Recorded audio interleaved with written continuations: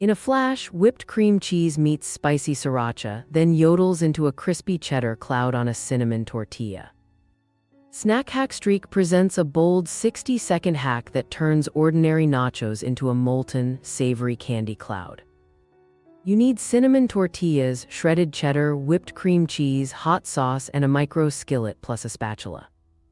Layer, fold, and sizzle a tortilla, spread cheese, drizzle sauce, then crown with a whipped cheese melt that fuses fast. Snappy, sweet heat erupts into a glossy bite, so smash subscribe, drop a like, share your hacks, and comment yours.